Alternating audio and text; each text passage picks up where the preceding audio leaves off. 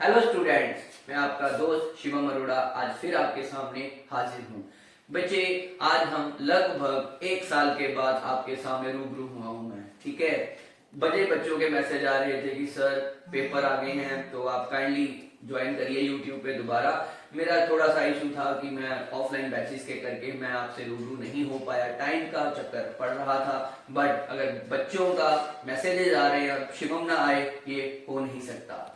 तो आज मैं उसी चीज को आगे बढ़ाते हुए इलेक्ट्रिक फील्ड एंड चार्जेस पे चैप्टर शुरू करूंगा। ठीक है, और उससे पहले मैं आप लोगों को ये रिक्वेस्ट करूंगा प्यारे बच्चों कि जो जो टॉपिक्स में अगर मैं आप मुझे जो मैसेज करोगे मैं उसी टॉपिक पे वीडियो भी लेके आऊंगा, तो आप मुझे मैसेजेस जरूर करिएगा। नंबर मेरा डिस्क्रिप्शन में आ जाएगा, तो वहां पे आप मुझे मैसेजेस कर सकते हैं कि सर मुझे ये वाले टॉपिक का जो है जो अपना एक वीडियो बना के सेंड कर दीजिए, तो मैं यूट्यूब पे अपलोड कर दूंगा। ठीक है बच्चा लोग, तो आज विदाउट वेस्टिंग योर टाइम हम लोग शुरू करने वाले हैं पहला टॉपिक, बड़ा ही सिंपल सा टॉपिक जिसका नाम क्या है, Coulomb's law in vector form. 2022 का पेपर निकाल के देख लीजिए, 2023 का पेपर निकाल के देख लीजिए, 3 नंबर का Coulomb law in vector form हमारे एग्जाम में आया हुआ है। चलो लेट्स स्टार्ट। तो कूलम्स लॉ बेटा शुरू करने जा रहे हैं। Coulomb's law in vector form, Coulomb's law in vector form. Coulomb's law in vector form जो है बच्चे, स्टैटिक चार्जेस, दो स्टैटिक चार्जेस के बीच में फोर्स डिटरमाइन करके बताता है। Let us consider two charges, first at point A and second eight point B. Say this charge is Q1 and this charge is Q2, right? And it is separated by a distance, say R. It is separated by a distance, say R. अब हम लोगों ने static charges का mutual force ढूंढना है। क्या ढूंढना है? स्टैटिक चार्जेस का म्यूचुअल फोर्स ढूंढना है कि एक चार्ज का दूसरे चार्ज के ऊपर क्या इन्फ्लुएंस पड़ रहा है। तो लेट्स सी, अगर Q1 वाला Q2 के ऊपर फोर्स एक्सर्ट करवा रहा है तो बच्चा हमारे पास फोर्स क्या आएगी, F21। कौन सी फोर्स आएगी? F21। और अगर 2 वाला पहले चार्ज के ऊपर फोर्स लगा रहा है तो फोर्स क्या आएगी, F12। कौन सी फोर्स आएगी बच्चा? F12। तो F12 का मतलब क्या है? What do you mean by term F12? F12 का मतलब होता है force on charge, force on charge Q1 due to Q2। और सिमिलरली F21 का मतलब क्या होता है, force on charge Q2 due to Q1, due to Q1।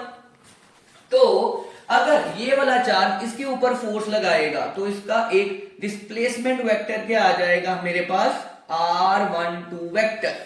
कौन सा वेक्टर आ जाएगा? R12 vector. और सिमिलरली अगर 2 वाला 1 के ऊपर फोर्स लगा रहा है तो कौन सा डिस्प्लेसमेंट वेक्टर आ जाएगा राजे? R21। कौन सा आ जाएगा? R21। सो हम लोग Coulomb's law, basic coulomb law जो होता है वो होता है K into Q1 Q2 upon R square. क्या होता है? K Q1 Q2 upon R square. ठीक है जी, ये हमने सबसे बेसिक वाला है कूलम्स लॉ इन इलेक्ट्रोस्टैटिक पर। एग्जाम के पॉइंट ऑफ व्यू से कौन सा आता है? वेक्टर फॉर्म आता है, तो हमको डायरेक्शन भी फाइंड आउट करनी है। ठीक है जी, चलिए तो अगर मैं बात करूं F12 फोर्स की तो क्या आ जाएगा, K Q1 Q2 upon 1-2 force देख रहे हैं। कौन सी फोर्स देख रहे हैं? 1-2 फोर्स। उसके लिए डिस्प्लेसमेंट वेक्टर क्या था राजे हमारे पास? R21। तो क्या आ जाएगा, R स्क्वायर की जगह पे R स्क्वायर 21। और वेक्टर फॉर्म है तो साथ में क्या आ जाता होता है, यूनिट वेक्टर। साथ में क्या आ जाता होता है, यूनिट वेक्टर। ठीक है जी, तो यूनिट वेक्टर तो हम जर्नली वेक्टर्स में पढ़ के आए। R21 वेक्टर किसके बराबर में? R2 कैप, R21 जो कैप है वो किसके बराबर में? R vector upon R12। मतलब unit vector is equal to direction upon magnitude. क्या है? Direction upon magnitude, direction upon magnitude. चलिए तो इसी को उठा के इधर सब्स्टिट्यूट करेंगे तो हमारे पास जो फॉर्मूला बन के आएगा मेरे बच्चे वो निकल के आएगा के Q1 Q2 upon R cube 21 into R21 vector. क्या आ जाएगा R21 वेक्टर।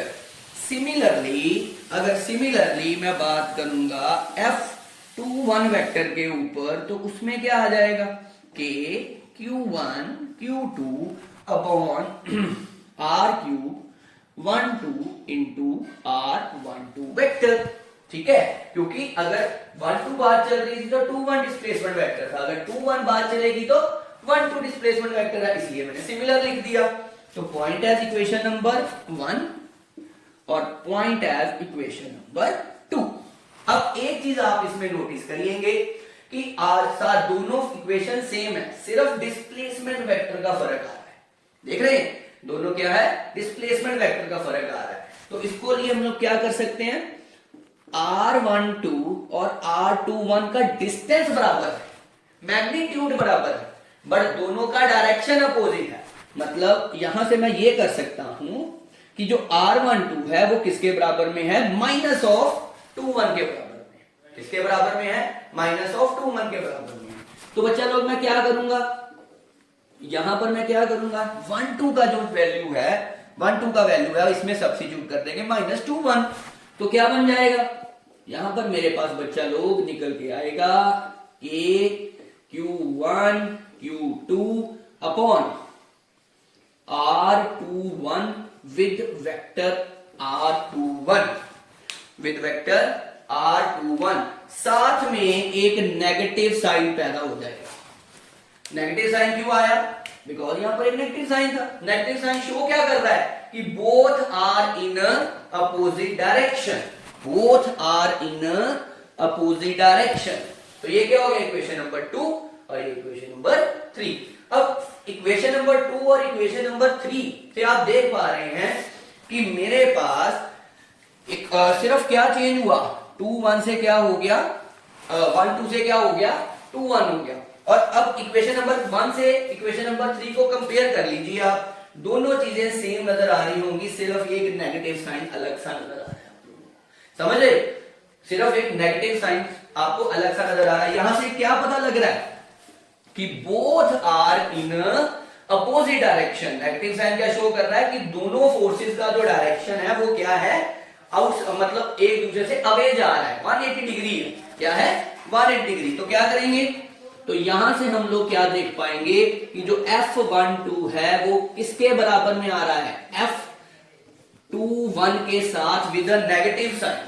और ये कौन से लॉ को ओबे कर गया भाई, ये न्यूटन के थर्ड लॉ को क्या कर गया, ओबे कर गया। ये न्यूटन के थर्ड लॉ को क्या कर गया, ओबे कर गया।